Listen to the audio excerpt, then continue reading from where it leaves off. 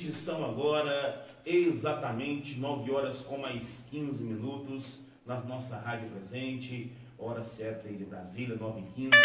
A Rádio Presente, com muita felicidade, estamos aí recebendo o ex-prefeito Fernando Cabral.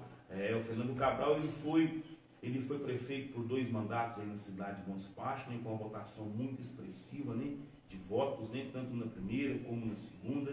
Ele também foi vereador também, com votos bastante expressivos, né? Isso aí nos mostra a competência de como um administrador público deve administrar aí uma cidade, não é verdade? Então estamos aí com muita alegria, mais uma vez, depois de muito tempo, né, Fernando? Bom dia para o senhor, vamos? Bom dia, pastor. Quero, em primeiro lugar, cumprimentar todo o pessoal aqui da Cidade Nova, região, todo lugar onde chega a Rádio Presente, um presente para os seus ouvintes. E é uma alegria estar de volta aqui, depois de, acredito que uns 2 anos já que eu não vim aqui a última vez, né? É uma satisfação muito grande para conversar com você e conversar com todo o povo de Bom Despacho, por intermédio da Rádio Presença. Bom dia a todos. Bom dia, pastor. Bom dia, Fernando. Como eu disse, né, com muita alegria receber o senhor aqui, né, porque eu sempre falo, né, com todo mundo a gente conversa, falo em casa, em família, porque para mim, na realidade, desde o momento que eu tirei o meu título de eleitor, eu sempre votei consciente. Para mim, Fernando Cabral foi o melhor administrador, né, da minha vida aqui na cidade de Bom Despacho, que eu me entendo por gente, o melhor administrador da cidade de Bom Despacho, uma cidade que cresceu, uma cidade que desenvolveu, né, e muitas coisas que estão acontecendo aí com a gestão do Bertolini, ela foi criada na gestão do Fernando Cabral, né? E o Fernando Cabral, ele, por esses anos, né, Fernando, o senhor rodou aí o mundo, foi para a Europa, né? Fala um pouco aí, depois que o senhor saiu da vida pública, o que o senhor foi buscar de novidade, né, para nós aí nessa Europa? Pois é, pastor, é verdade, eu dei uma volta grande pela Europa, eu fiquei 1 ano fora de Bom Despacho e fui fazer o que eu chamo de uma viagem que tinha 3 finalidades. Ela tinha uma finalidade cultural, eu fui visitar museus, fui visitar prédios antigos, estradas antigas, toda a evolução da vida humana na Europa. Então foi uma viagem cultural muito importante, muito boa para mim. Foi também uma viagem espiritual. Eu fui visitar alguns lugares sagrados, por exemplo, fui visitar o lugar onde o apóstolo Santiago Maior, viveu na Espanha. Depois ele voltou, foi degolado em Jerusalém e voltou, o corpo dele foi levado de volta para a Espanha. Foi um apóstolo muito próximo de Cristo, e ele foi chamado de volta. Quando ele foi morto, foi chamado de volta para atender um chamado da mãe de Jesus. Então fui visitar esses locais onde ele pregou para os pagãos. Naquele tempo se chamava Espanha, né? Hoje é uma parte da Espanha, uma parte de Portugal. E também fui fazer uma viagem de aprendizagem. Por que de aprendizagem, pastor? A Europa, não faz muito tempo, ela tinha problemas como nós temos aqui. Por exemplo, problema de lixo. O problema lá era muito sério de lixo, né? A Itália era famosa pela sujeira, Portugal, a Grécia, todos os problemas que nós temos aqui, eles tinham lá. E eles resolveram esses problemas. Hoje, as cidades da Europa, todas elas, eu visitei quase 30 países, capitais e cidades do interior. E em países como Portugal, por exemplo, eu visitei do extremo sul ao extremo norte, do extremo leste ao extremo oeste. Eu visitei Portugal inteirinho, inclusive a pé, percorrendo a pé, passando de cidade em cidade, de vila em vila, de aldeia em aldeia, e encontrei muita limpeza. Então eu queria entender como que eles conseguiram fazer essa limpeza, né? Esse é um aspecto. Outro aspecto, os rios. Os rios europeus são muito limpos, diferente dos nossos, onde nós encontramos garrafa PET, encontramos plásticos, encontramos muito lixo nos rios, nos córregos. Lá está tudo muito, muito limpo. Inclusive dos países do leste europeu, que foram os últimos a integrar o sistema europeu, né, viveram muitos anos de dificuldade sobre o regime comunista e tudo, eles também já conseguiram tirar o atraso. Também estão muito organizados, muito limpinhos e tudo. Nós vimos também a experiência com os esportes, como é que as cidades, aí nesse caso eu olhei mais de perto Portugal, como é que as cidades apoiam os esportes para todas as idades, todos os tipos de esporte. Por exemplo, em Portugal, toda cidade, mesmo as pequenininhas, tem uma praça de esporte pública, que é uma coisa que faz muita falta, sabe, com piscina, com quadra de basquete, quadra de vôlei, quadra de futebol de salão, enfim. Então, foram esses três aspectos nessa viagem: o aspecto cultural, o aspecto espiritual e o aspecto de aprendizagem e de administração pública. Essa é a experiência que eu trago de volta para Bom Despacho. É isso aí, o senhor abordou um assunto muito importante, né, que é o descarte de lixo, né?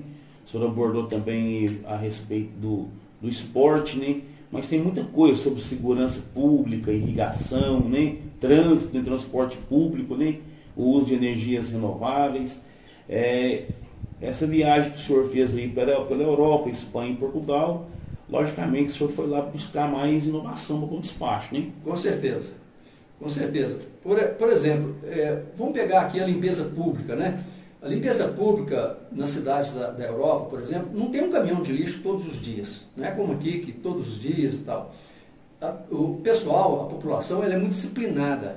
Nós temos os coletores, lá nós temos coletores, eles não ficam na frente de casa, não ficam pertinho de casa, eles ficam geralmente em alguma esquina, algum lugar apropriado, que não atrapalha o trânsito, não atrapalha as pessoas, mas é normal ele ficar 300, 400, 500 metros das casas.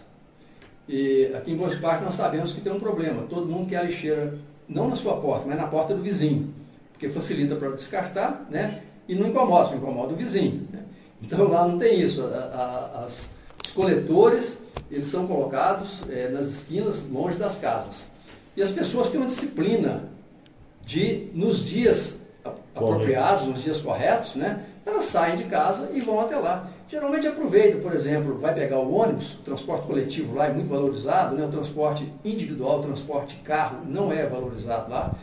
Pelo contrário, ele é considerado assim, um uso egoísta da cidade, né? Tem muito carro, não estou dizendo que não tem carro não, mas não é valorizado. Ter carro lá é muito caro, você paga muito imposto, você paga uma gasolina cara, paga estacionamento caro e paga pedágio onde você vai, para não estimular o uso de carro. Então o transporte coletivo ele é muito bom, exatamente porque não tem tanto carro na rua, né?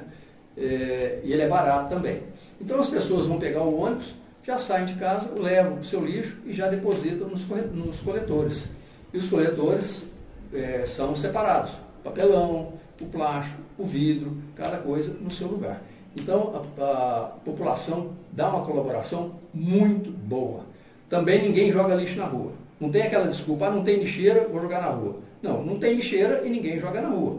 A pessoa leva para casa ou leva para um coletor, né? Descarta no local apropriado, né? Então as cidades são muito limpas. Eu cheguei lá no inverno e o que a gente via nas ruas? Folhas. Lá é muito arborizado, a gente via muita folha na rua. Mas lixo, maço de cigarro, papel, plástico, sacola, etc. Não se vê. Em toda a Europa não se vê isso na rua. Significa que a população não joga, né? A limpeza lá basicamente era de folha que cai. Depois também que entra o inverno, as folhas já caíram, aí nem folha na rua tem, só volta depois do próximo outono, quando elas começam a cair de novo.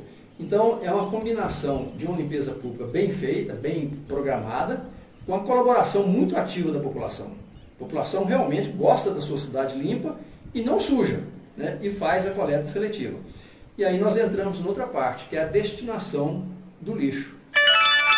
Portugal, Espanha, toda a Europa de um modo geral tem variações de um país para outro, não estão todos no mesmo nível, mas a Europa quase toda, e Portugal em particular, eles estão reciclando 80%, 90%, até 99% do lixo é reciclado. Então, por exemplo, o alumínio, para minha surpresa, é mais reciclado em Portugal do que o Brasil. E o alumínio no Brasil é o elemento mais reciclado que nós temos.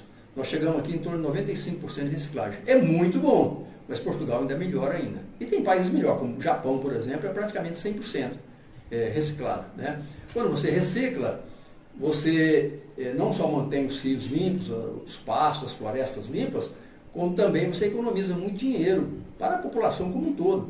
Porque o alumínio que é reciclado, você não precisa destruir para minerar mais alumínio. O alumínio é muito caro, o alumínio gasta muita energia, ele é muito poluente para produzir, né? Então você recicla, você economiza para o planeta. Papelão e papel é madeira, é árvore, é feito de árvore. Então se você recicla o papelão, você está conservando as nossas florestas, né? É muito vantajoso, além de ficar mais barato, no final acaba, né, ficando mais barato. E uma coisa que eu gostei muito lá, pastor, eu acho que dá para fazer em Bom Despacho, sem nenhuma dificuldade, basta a população querer. Na Europa toda é proibido, olha, é interessante, é proibido o comerciante dar uma sacola. Se você vai lá comprar arroz, feijão, o que quer que seja no supermercado, ou vai comprar uma calça, uma camisa, você não ganha uma sacola, tá certo? O comerciante não pode te dar uma sacola, é proibido. Ele te vende uma sacola. Ele te vende. Se você quiser, não, eu quero levar uma sacola. Ele vai te vender uma sacola muito boa, de alta qualidade, uma sacola que você pode usar muitas vezes, mas ele vai te vender em torno aí de 20 centavos de euro, que vai dar aproximadamente R$1, R$1,20, uma sacola. E aí, como ela é cara, a pessoa vai reutilizar. E muita gente, como eu mesmo, eu uso aqui já há muitos anos, eu tenho uma sacola que é superior, a sacola custa mais cara, custa 10, 15 reais, mas eu já uso as minhas aqui e usei lá na Europa, já uso há mais de 10 anos. Então eu não dou despesa com sacolinha, não tenho sacolinha para jogar no lixo, né? Então isso funciona muito bem na Europa. Você vai ver todo mundo chegando no supermercado com a sua sacolinha, né? E leve e traz, não tem lixo, não gera lixo. É uma ajuda também bastante boa, né? Essa é uma ideia fácil de implantar, basta a população querer colaborar. Também uma coisa boa lá, pastor, é que o material como garrafa, por exemplo, né, isso aí não é em todos os países, mas em muitos países, quando você compra um refrigerante, por exemplo, uma água mineral, no preço da embalagem, vem o preço, no preço do produto, vem o preço da embalagem. Vamos botar lá 10 centavos. Depois você leva aquilo de volta no supermercado, quando você usa, e eles te dão um crédito. Então ninguém tem interesse em jogar fora, porque você usa, leva para o supermercado e recebe seu crédito de volta, tá certo? Não gera lixo. É melhor ainda do que a reciclagem, que a gente faz no coletor, porque o próprio supermercado reúne aquilo, né, e depois encaminha para as fábricas, né, para reutilização. Então, na parte de limpeza pública, a experiência minha na Espanha foi muito boa, em Portugal também.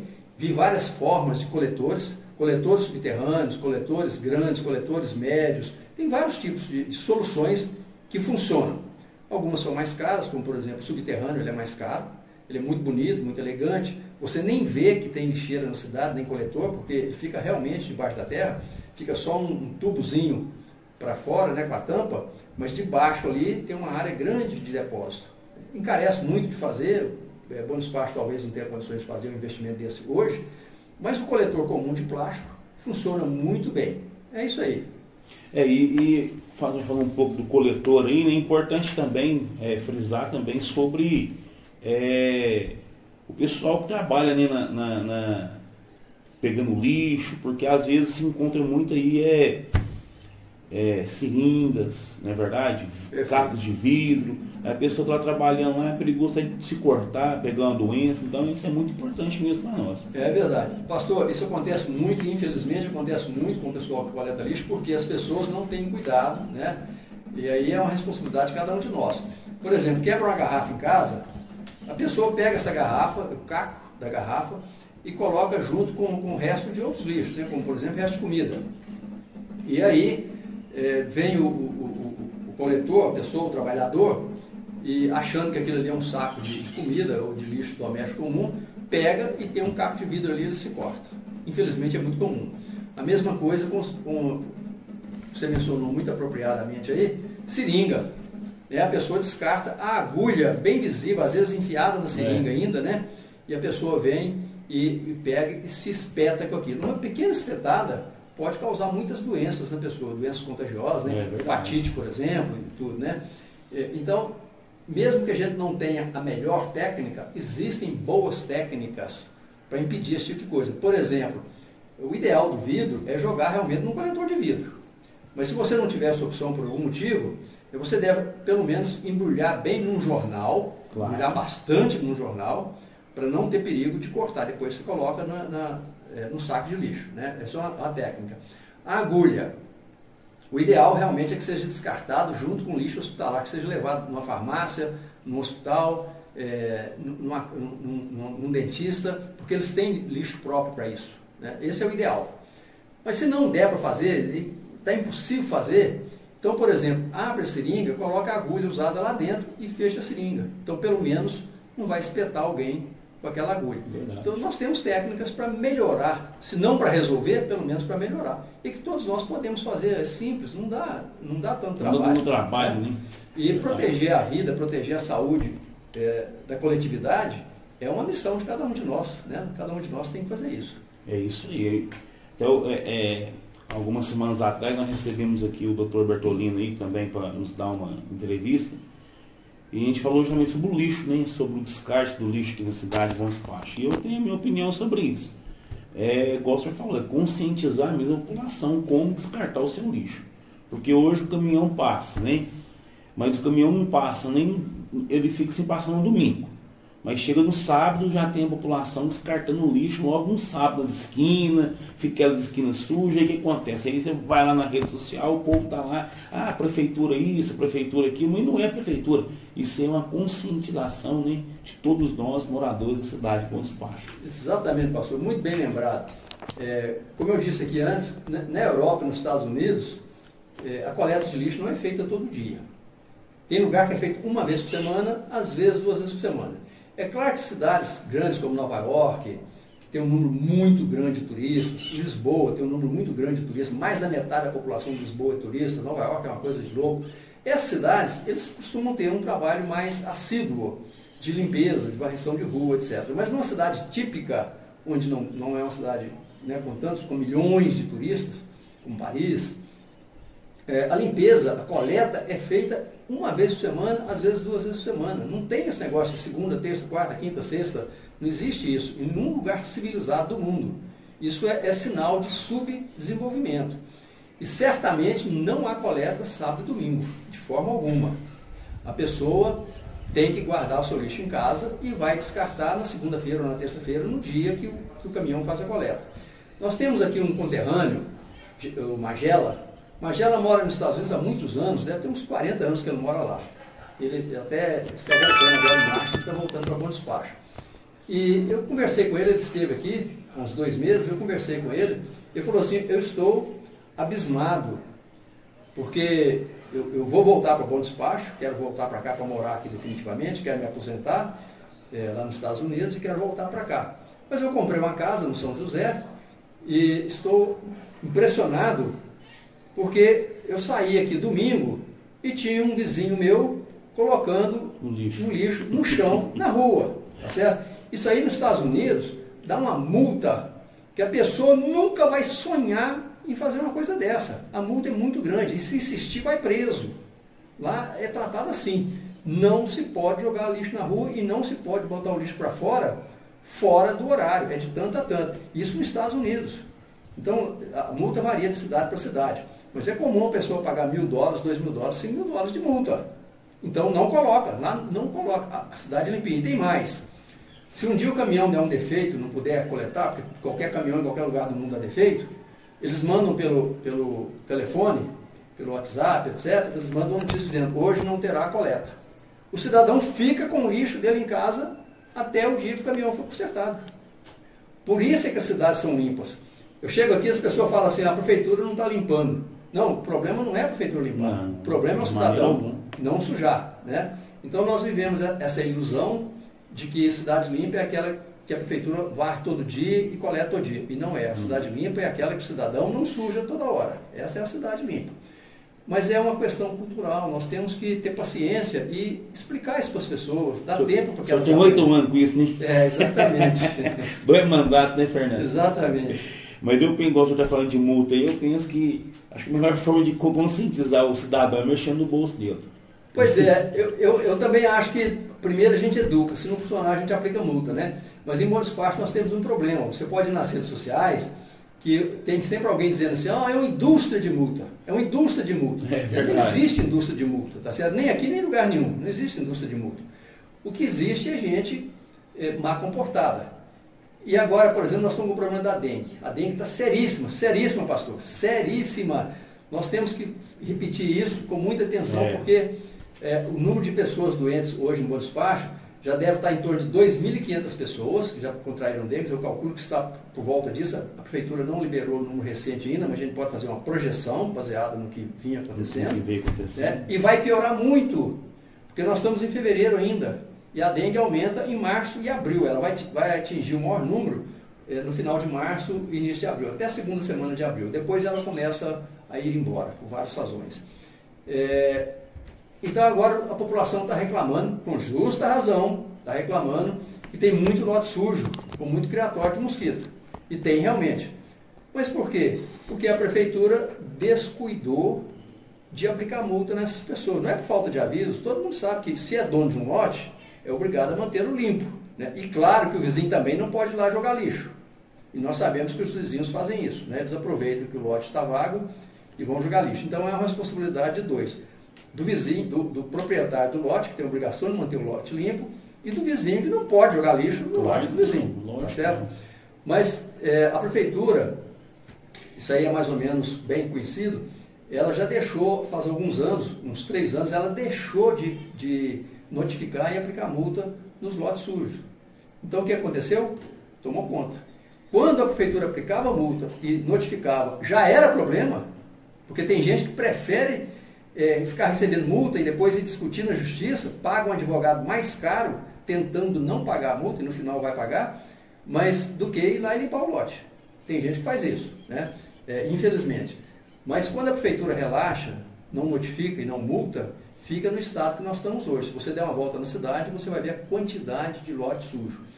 E agora, precisamos de um mutirão? Precisamos de um mutirão, já estamos muito atrasados com o mutirão, já deveríamos ter feito vários, porque a situação está muito grave, né? Mas também preciso saber, quando chega nesse ponto, o mutirão não resolve totalmente. Ele vai ajudar, vai aliviar, mas não resolve totalmente, porque nós já temos mosquito demais, nós já temos gente contaminada demais.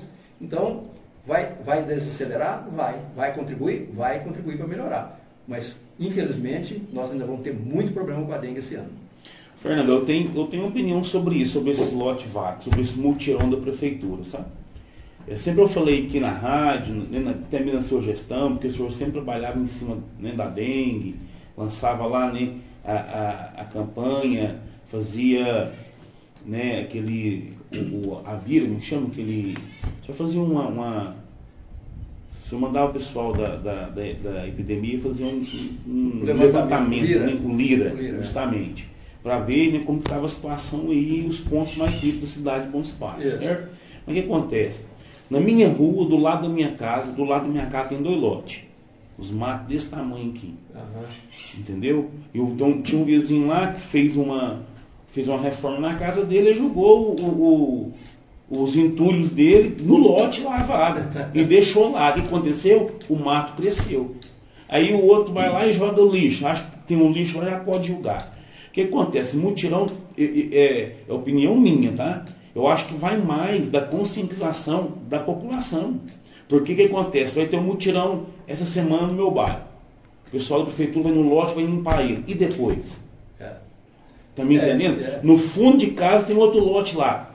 O meu muro, pra você ter uma ideia, o muro de fundo da minha casa, ele tem 3,20 metros de altura. O mato está passando, quase ele entrando na minha casa. Se eu ter uma ideia, no fundo da minha casa. Então, a prefeitura vai lá, vai disponibilizar o pessoal, vai pagar para eles trabalhar no sábado, não é verdade? Que eles não vão trabalhar de graça, vai limpar o lote do rapaz, mas e depois? Tá me entendendo? Então nós temos que realmente, é o que o senhor está falando, né? A prefeitura aí notificar esses donos aí de lotes aí para que eles deixem esse lote mais limpo. Porque realmente isso aí é um grande lugar onde vai acontecer a dengue, como o senhor está vendo, que está um número bem expressivo de pessoas doentes aí. Correto. E não é só dengue, né? Hoje nós estamos falando da dengue porque realmente está muito sério. Então, nós estamos numa epidemia. É importante deixar isso bem claro. A dengue, ela é endêmica, ela vem todo ano, né? Vem no Brasil inteiro todo ano, etc. Causa algum problema e depois vai embora. Mas esse ano nós estamos vivendo um momento diferente. É uma epidemia. A epidemia é classificada tem vários critérios, mas um deles é quando uma doença aparece num ano muito mais do que apareceu nos anos anteriores, né? Ela acelera muito o crescimento, que é o que está acontecendo com a dengue. Nós estamos crescendo, a dengue está crescendo em Bom Despacho com uma taxa de 7% ao dia. Cada dia tem 7% a mais de pessoas contaminadas com a dengue. Então, você imagina, um dia tem 100, no dia seguinte tem 107, no outro dia tem 114, 115, 120, no outro dia tem 130 e vai crescendo. O crescimento é muito rápido. Isso é uma epidemia, nós estamos vivendo uma epidemia. A epidemia é muito mais difícil de controlar do que uma endemia. Nós temos uma sobrecarga muito grande no pronto atendimento, porque você imagina, nosso pronto atendimento, nossa UPA, ela é feita para atender ali 100 pessoas por dia, 110 pessoas por dia, tá certo? O normal dela. E atende todo dia, né? Um acidente de trânsito, um ataque cardíaco, isso, aquilo e tal. Bom, 100 pessoas, 110 pessoas, ela atende bem. Mas nós temos mais 150 pessoas com dengue. Então aquelas 100 que já atendiam, vem mais 150, são 250 pessoas.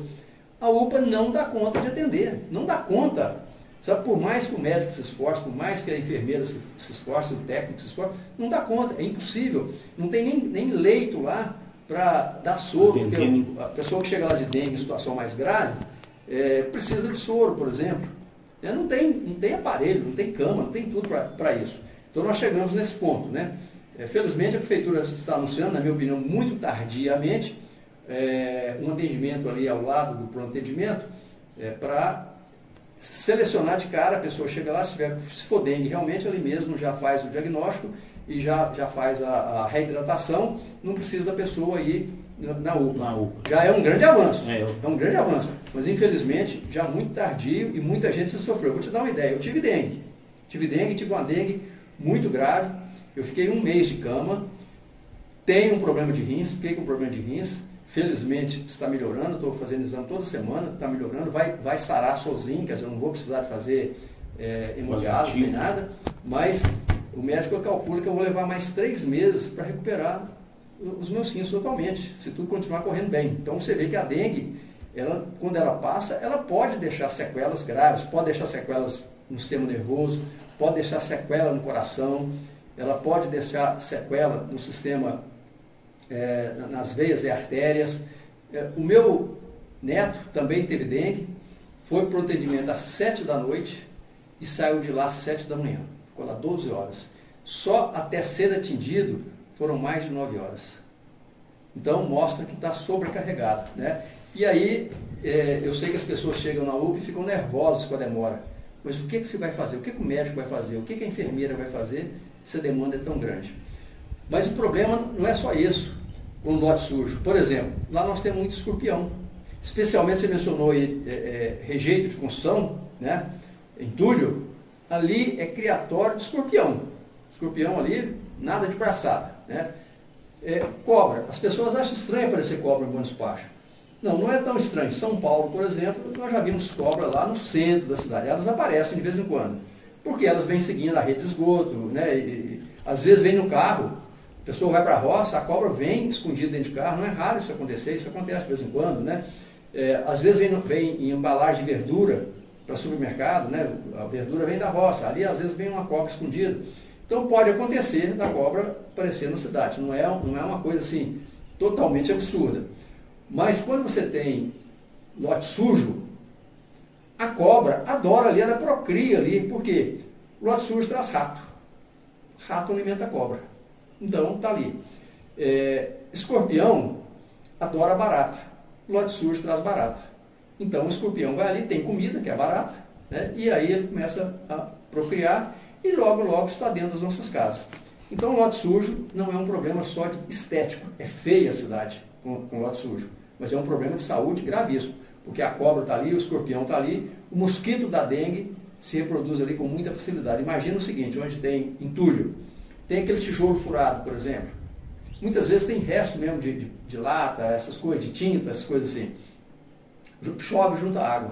Olha o criatório de dengue aí, né? Então, realmente é um problema e você tem toda a razão, pastor. Os lotes precisam ser mantidos limpos o ano inteiro, porque, primeiro, para preservar a beleza da cidade, a estética da cidade. Segundo, respeitar o vizinho. E terceiro, ajudar a eliminar essas doenças que estão por aí. É isso aí. São agora 9 horas com mais 45 minutos. A Rádio Presente está recebendo o Fernando Cabral, né? Ex-prefeito da cidade de Bom Despacho, ex-vereador, está aí nos orientando, né? Nos dando aí informações sobre a ida dele na Europa, né? O senhor também esteve lá e viu muito sobre segurança pública, né? É algo que, né, não só em Bom Despacho, mas em todo o Brasil, nós precisamos de aprimorar mais, né, a segurança pública, né? Não sei, valorizando mais os agentes, né? O que o senhor viu sobre isso lá, Fernando? Pastor, essa área, eu vou falar algumas coisas aqui que vão surpreender as pessoas. Eu prestei muita atenção na segurança lá porque Portugal é o 5º país mais seguro do mundo. Então, ou seja, é um país onde não há violência. Qualquer homicídio lá, qualquer latrocínio, vira notícia nacional, porque é muito raro. Aqui para nós não, fala assim, o Rio de Janeiro, São Paulo, morre 10 todo dia de violência, morre 15, morre 20 todo dia de violência, né? O Brasil inteiro é um país muito violento, especialmente contra as mulheres, mas mesmo assim no dia a dia, né, nós vemos uma taxa de homicídio muito alta. Bom Despacho é privilegiado nesse sentido, né?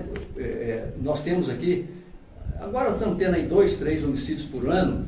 Há pouco tempo atrás a gente tinha 1 ou às vezes 0 por ano. Então, comparado com a região, né? 3 homicídios em Bom Despacho é muito alto, tá certo? É péssimo. Mas comparado com a região, você vai em cidade aí, aqui próximo de nós, que tem 20 homicídios por ano, tem 30 homicídios por ano. Então a violência é muito maior que aqui. Muito maior, né? E lá em Portugal é muito seguro. Então lá não tem atentado contra a vida, é raro. Lá não tem furto, é raro. Não tem latrocínio, que é o furto com a morte, a pessoa, é o roubo com a morte, né? A pessoa mata para roubar. Não tem. Lá não tem roubo de celular.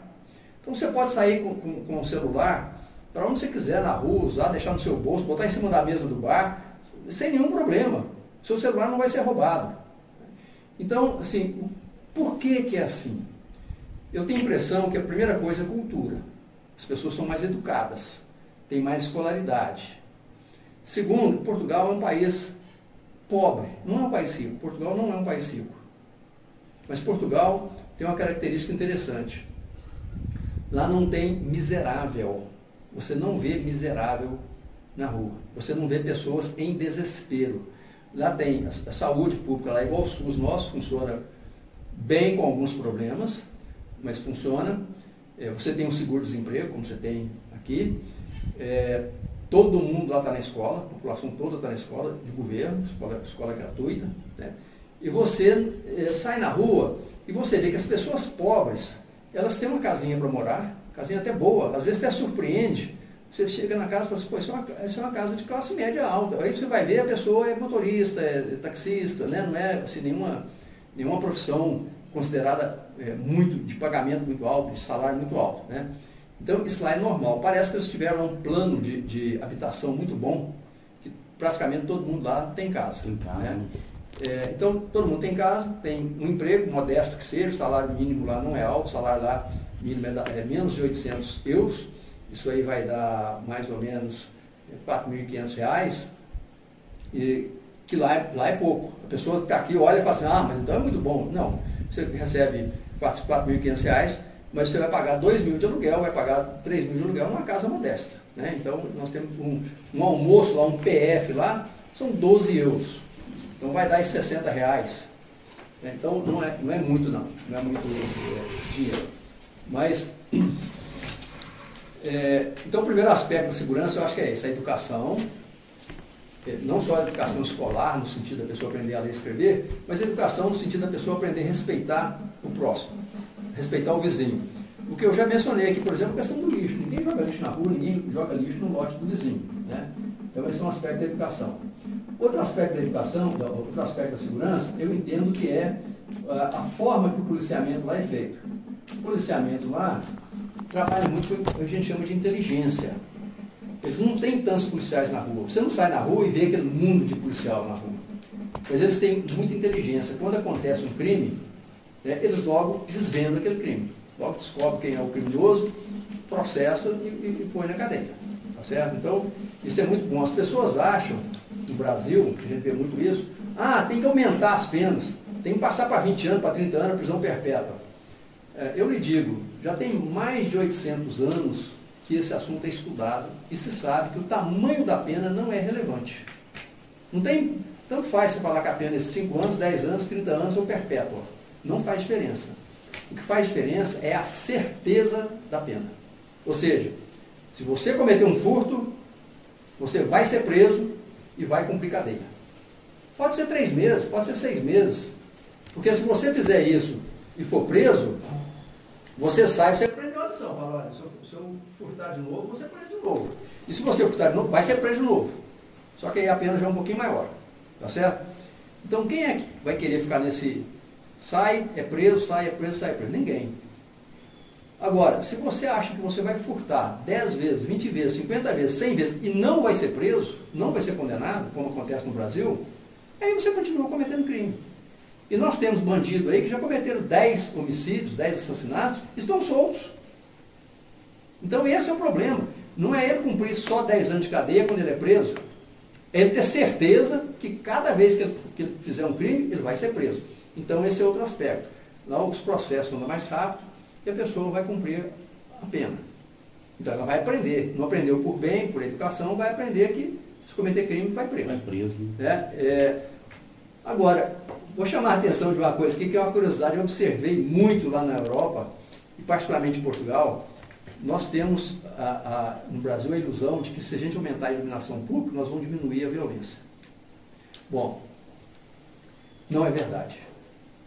Eu mesmo comecei aqui em Bom Despacho um investimento em LED, né? Nós hoje, Bom Despacho inteiro está uma iluminação muito melhor do que era antes, mas muito melhor, a cidade toda, né? Investi muito em poste na época, investi muito em LED. Foram cerca de 7 mil lâmpadas trocadas por LED, né? E foram mais de 1000 postes novos colocados com lâmpadas e tudo, né? Em Portugal é uma cidade, é um país escuro. As cidades não são muito bem iluminadas. Não são. Você vai em Lisboa ou no Porto, são 2 cidades grandes, ou Coimbra, tem algumas regiões muito turísticas que tem movimento a noite inteira, tem restaurantes, essas coisas, que são bem iluminadas. Mas fora disso, a cidade é incrivelmente escura, as cidades são incrivelmente escuras. Iluminação muito, muito baixa. Eu fiquei surpreso disso. E apesar disso, não tem os crimes.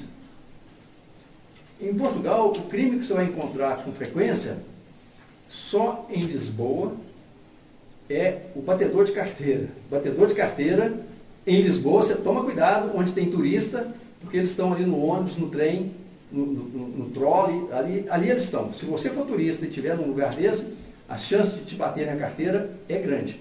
A mesma coisa em Roma, a mesma coisa em Atenas, na Grécia, há muito batedor de carteira. Esse é o crime que tem lá nessas cidades grandes, onde tem muito turista. Esse é o único crime. O resto, né, eu fiquei 6 meses morando em Portugal, numa cidade chamada Santa Combadão, e nessa cidade eu deixava o carro porta aberta, nós nunca fechamos a porta da casa, nunca trancamos a porta da casa, tranquilo. A gente saía para jantar, na verdade a minha mulher saía para jantar, porque eu não janto, a gente voltava do restaurante, 9h30 da noite, 10 horas da noite, caminhando para casa, a gente ia caminhando tranquilo, sem nenhuma preocupação. As pessoas sentam na rua para conversar, sentam na porta, sabe? Então a segurança é muito boa. Eu entendo que é um trabalho muito bom da polícia, trabalho de inteligência, um trabalho bom da justiça, que julga rápido, condena rápido e manda para a cadeia rápido, e uma população educada, onde também não há grandes diferenças entre ricos e pobres. É claro que lá tem os milionários, né, tem alguns milionários como aqui tem, mas a massa da população, a classe média, a classe pobre, elas são muito parecidas. Tem boa casa, tem bom transporte, tem uma boa alimentação, tem boas escolas para os seus filhos e tem um bom sistema de saúde. Eu acho que isso ajuda a evitar a violência. É claro. São agora 9 horas com mais 55 minutos, 9h55, estamos recebendo aqui o Fernando Cabral, nossa rádio presente. Já falou para nós aqui sobre descarte, lixo, limpeza urbana, né?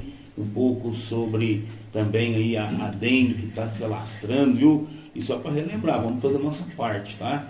Vamos fazer a nossa parte aí, ó. chovendo, depois vem o sol, isso aí com mosquito é uma beleza, não é verdade? Com certeza.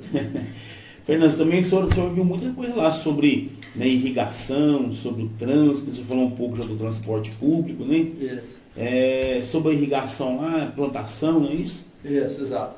Bom, a Europa está bem à frente de nós em várias coisas. Embora aí nós temos que dizer que o Brasil também não fica muito para trás, não. Nós temos regiões no Brasil que são muito desenvolvidas, né, com irrigação, com plantio, o agronegócio é muito forte. Mas é diferente da Europa, porque a Europa não tem grandes extensões de terra, né, como o Brasil. Então, o Brasil tem lá o Mato Grosso do Sul, Mato Grosso, são regiões muito grandes, Amazônia, região muito grande, Pará, né? Na Europa não, são cultivos pequenos, são terras pequenas, né? Portugal é um país que aí baseia-se com Minas Gerais, com São Paulo, né? O tamanho do país inteiro, né? Então eles têm muita restrição de terra. Eles têm que usar uma tecnologia apropriada para isso. E interessante, Portugal hoje tem 52% do território coberto de floresta. Portugal reflorestou. Você pode imaginar, Portugal é um país muito, muito antigo, né? Tem mais de 8 mil anos que é habitado, e lá ao longo do tempo foram destruindo as florestas, destruindo, restou muito pouca floresta nativa. Mas hoje eles têm 52% do país reflorestado. Plantaram tudo de volta. Então, em Portugal você encontra lobo, em Portugal você encontra aqueles animais que existiam lá antigamente, eles foram recuperados. Agora estão falando lá em recuperar uns macacos que existiam lá e foram extintos, mas ainda tem alguns em zoológicos, pegar esse macaco e levar de volta para a natureza. Em Portugal é permitido caçar, por exemplo, porque tem animais de caça. Tem veados, cervos, tem porcos selvagens. Por quê? Porque eles preservam. Na época que não pode caçar, ninguém caça. Então, os animais têm muita floresta, né? Eles procriam, então, periodicamente, é liberada a caça de tal animal, desse animal, daquele outro animal, etc. Então, esse é um grande avanço para Portugal. O sistema de irrigação deles é muito bom, feito sempre que possível, por gravidade, ou seja, não usa energia elétrica, sempre que possível. Muita coisa eles já herdaram. Para você ter uma ideia, eles herdaram da invasão árabe. Os árabes viveram em Portugal durante 8 séculos, né?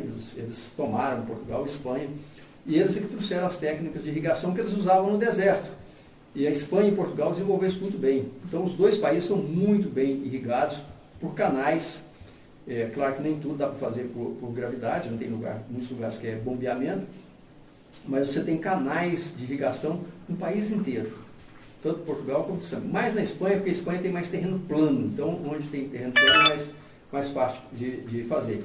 Eles têm também sistemas interessantes, porque eles têm energia hidrelétrica.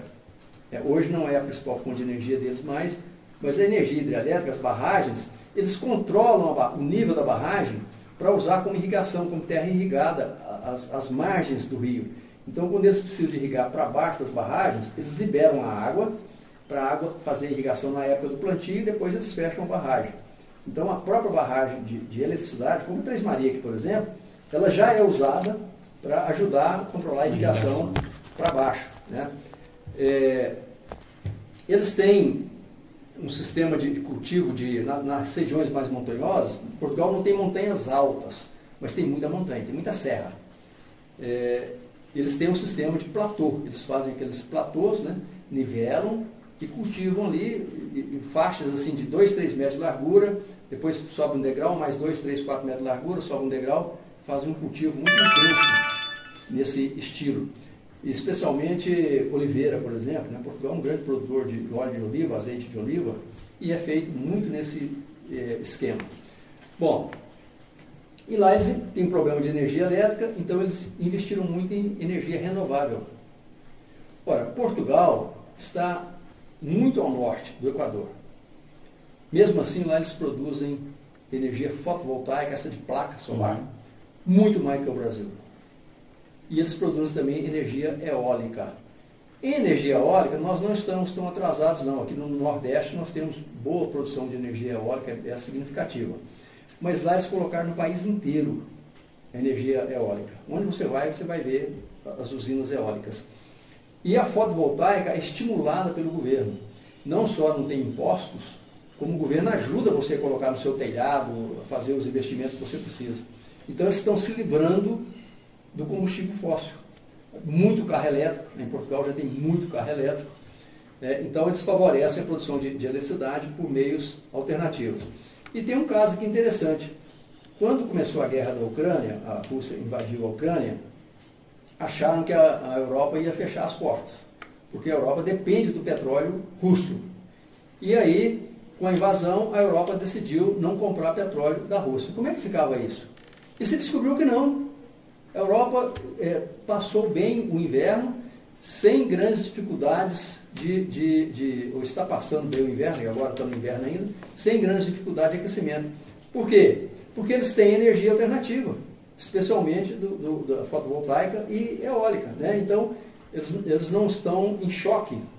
A própria gasolina, que lá é cara, na Europa toda a gasolina é cara. Aqui a gente vê assim, gasolina no Brasil é cara. Não, gasolina no Brasil é de graça. É porque compara ali com a Venezuela, que aí é outra coisa. Mas é cara.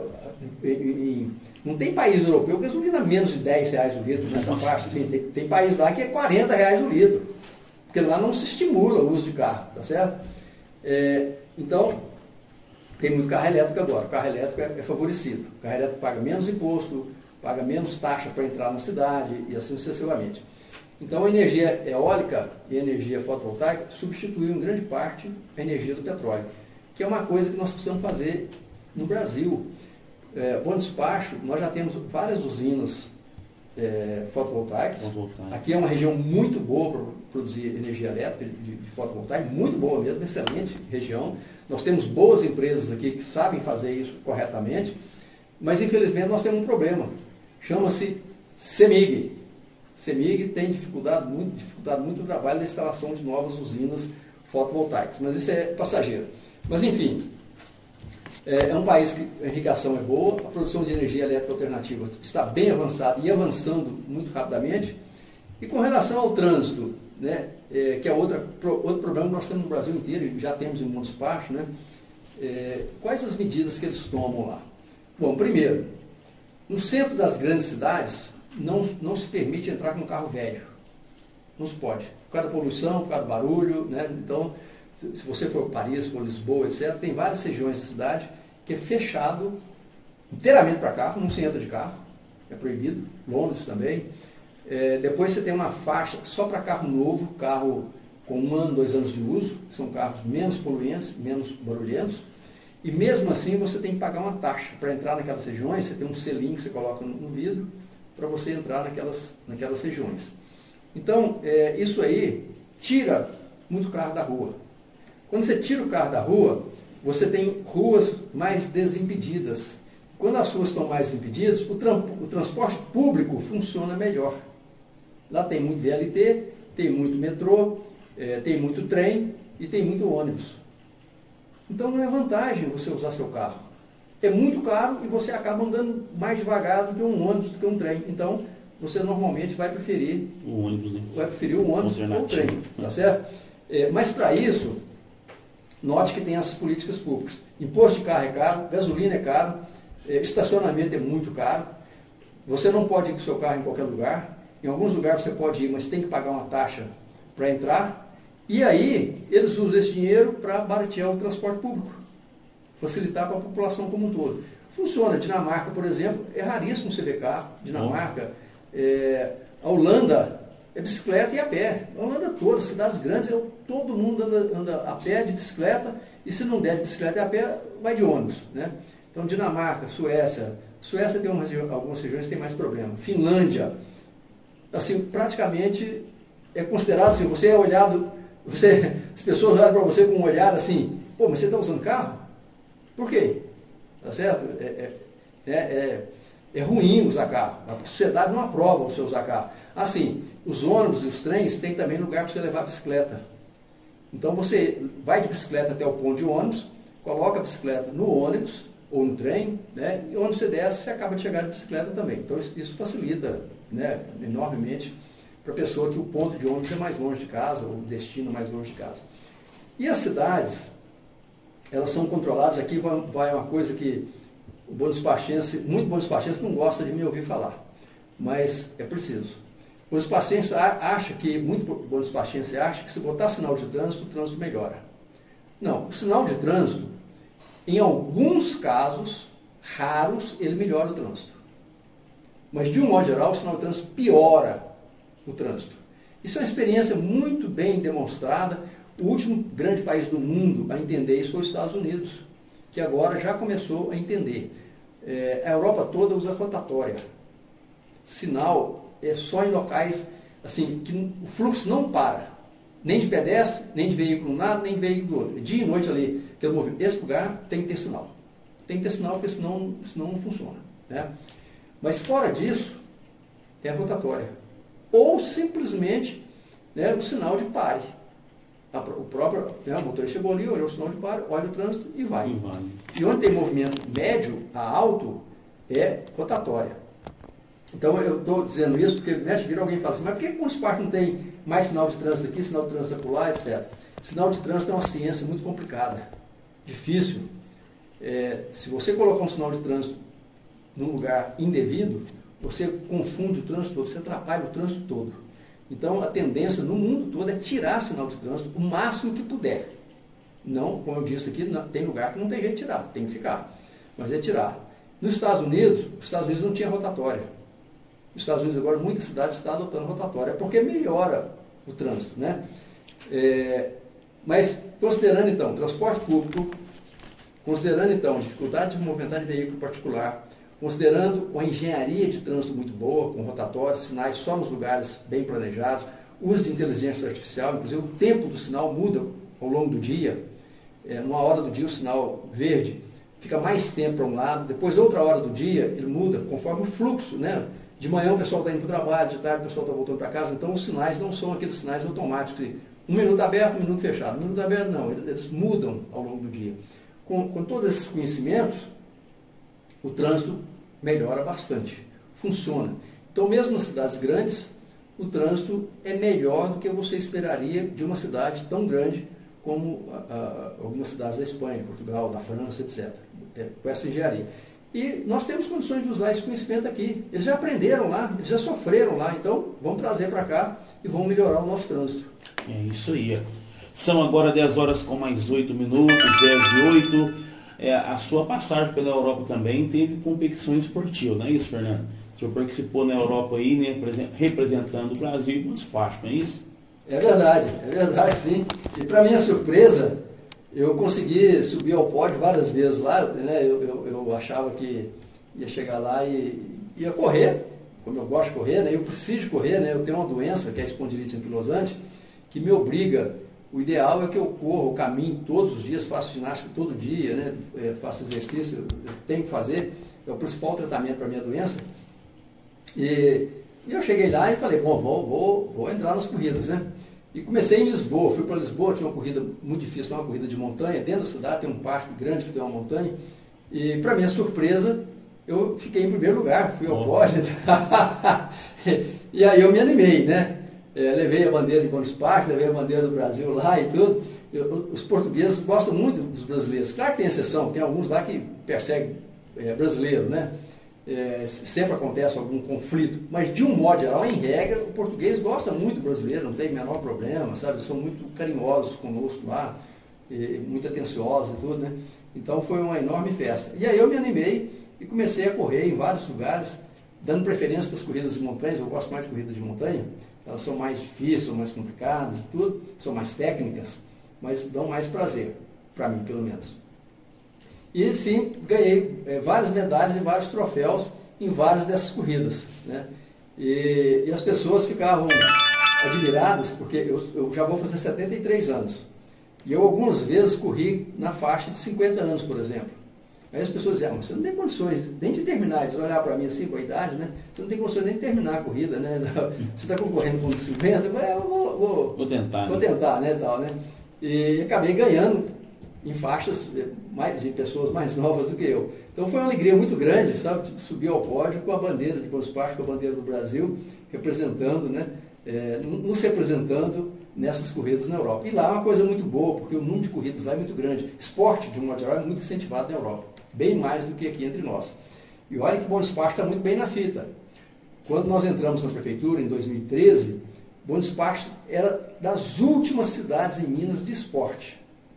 E de lá para cá, Bom Despacho vem ocupando a terceira, quarta cidade, já ocupamos até a segunda posição, em cidade que mais promove esporte em Minas Gerais. Tanto é que desde essa época, desde 2014, que Bom Despacho recebe o chamado ICMS esportivo, porque nós fazemos uma pontuação muito boa no esporte, né? E isso nos permite continuar investindo em esporte sem gastar dinheiro do município. Nós gastamos um pouquinho de dinheiro do município. Por quê?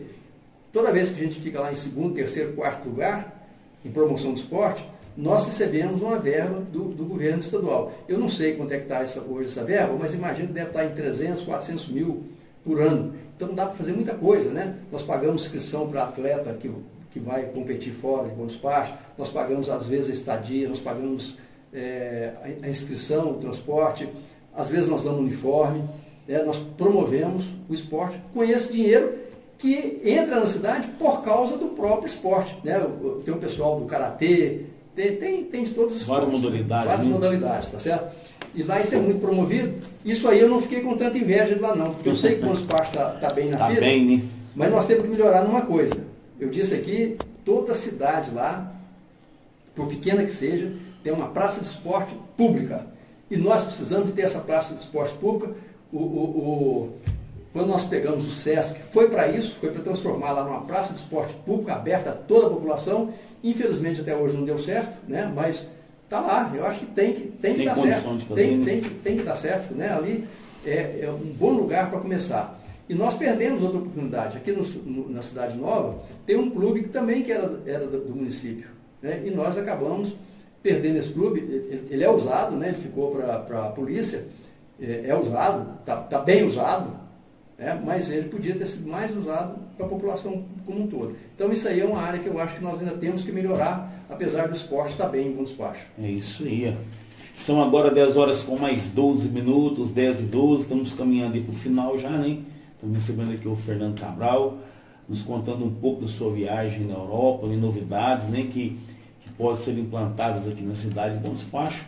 Fernando, também por 3 vezes o senhor cruzou o deserto do Saara, né, Marrocos, né, o senhor é o único brasileiro que completou a maratona de Sabres, não é isso? Isso. Maratona de areia. Pretende fazer novamente? Pois eu vou te falar, vontade de fazer eu tenho, sabe?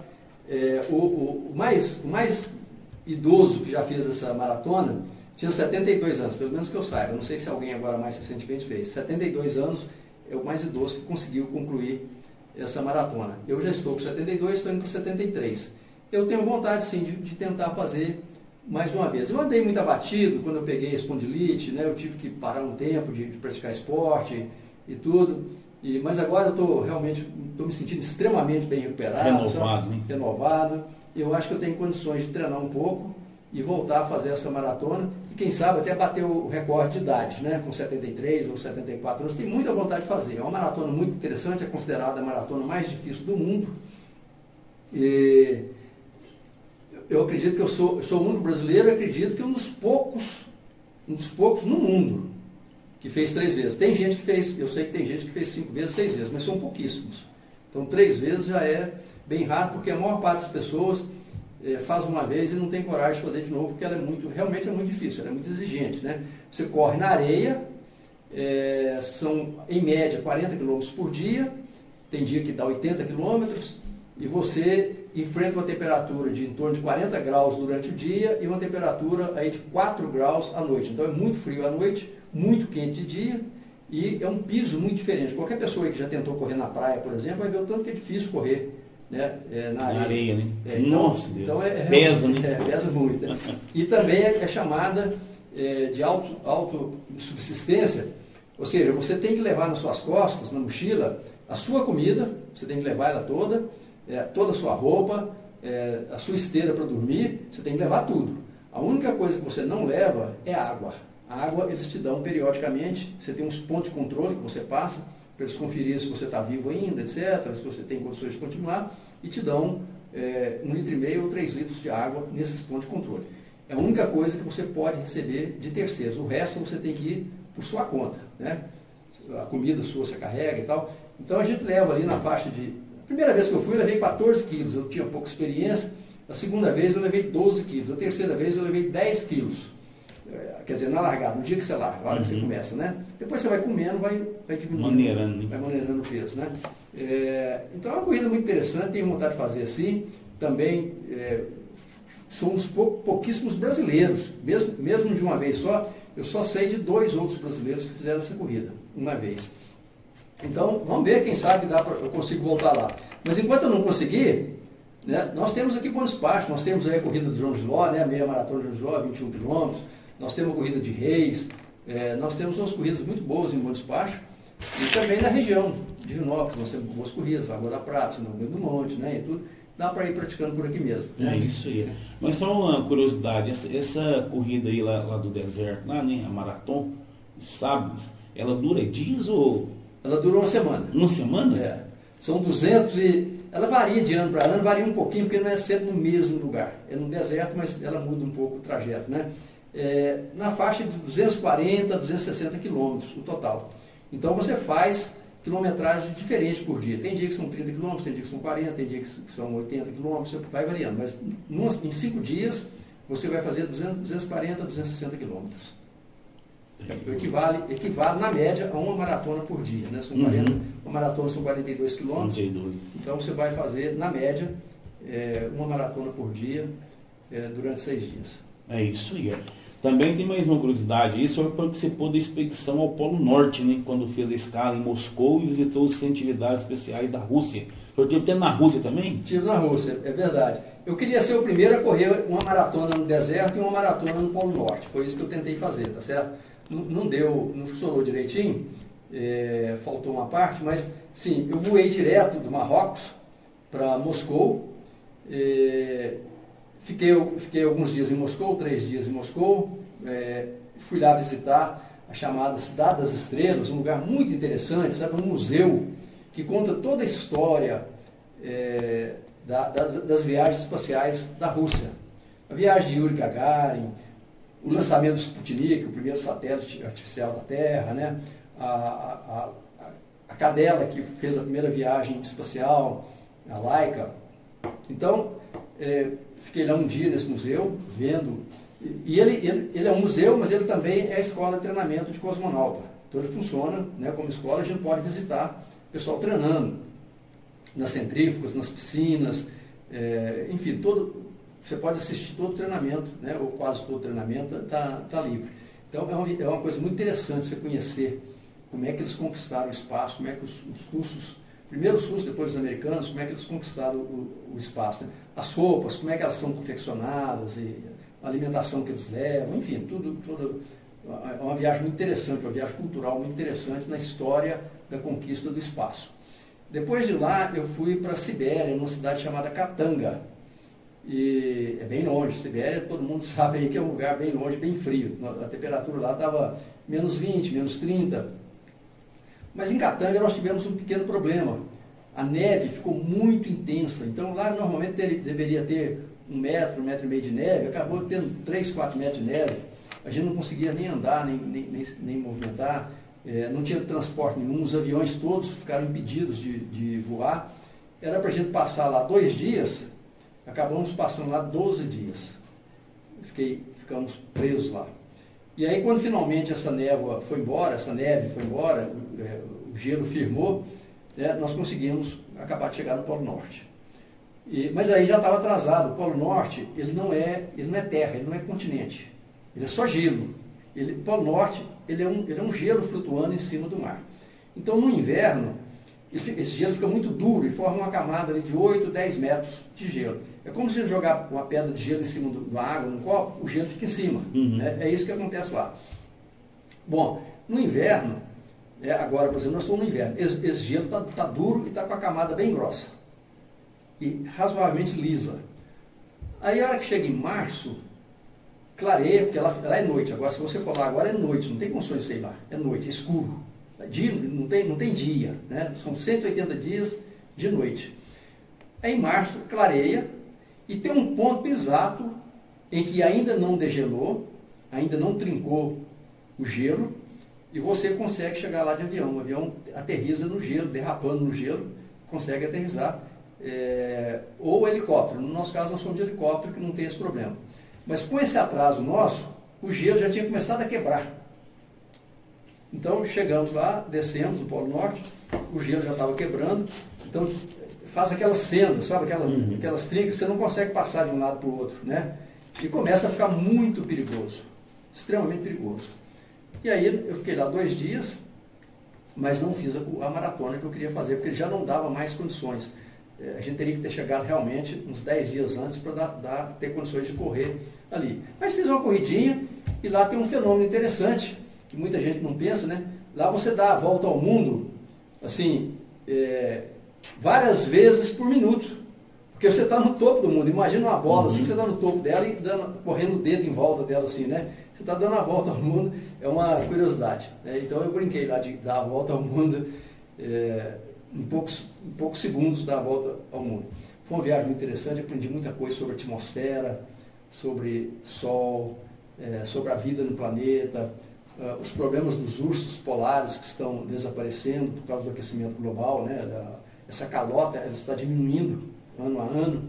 Esse degelo que acontece, essas trincas, elas estão acontecendo mais cedo. Antigamente, até o final de março ainda dava para ir, agora não está dando mais para ir. Então, é uma viagem que é interessante, ela é cheia de curiosidades, mas é uma viagem que a gente aprende muito. Aprende demais como que as coisas eram, como que as coisas são, para onde as coisas estão indo. É uma experiência muito interessante para a gente pensar, não só no nosso umbigo, mas pensar também no planeta e pensar no futuro da humanidade, né? Eu já estou no que a gente chama de caminhando para o ocaso, em 72 anos, em 73, eu já estou no final da minha caminhada na Terra. Mas está cheio de gente jovem aí, cheio de criança, e nós precisamos garantir que essas crianças... Cuidar deles, né? Elas têm um mundo de preferência melhor do que o nosso. Verdade. Isso compete a nós. Conservar o que nós temos, melhorar e entregar melhor do que nós recebemos. É obrigação nossa. É isso aí. São agora 10 horas com mais 22 minutos. Recebemos aqui o Fernando Cabral, né, com a pauta aí na Rádio Presente sobre a sua viagem pela Europa, né? É o que ele trouxe para nós aí de novidades, né? E eu já quero agradecer o Fernando. Fernando, muito obrigado, uma entrevista muito boa, bacana, que venha essas ideias que o senhor trouxe de lá, venham contribuir conosco aqui na cidade de Bom Despacho. Pastor, eu que agradeço muito a sua atenção da Rádio Presente, e especialmente, com muito carinho, com muito amor, os ouvintes da Rádio Presente.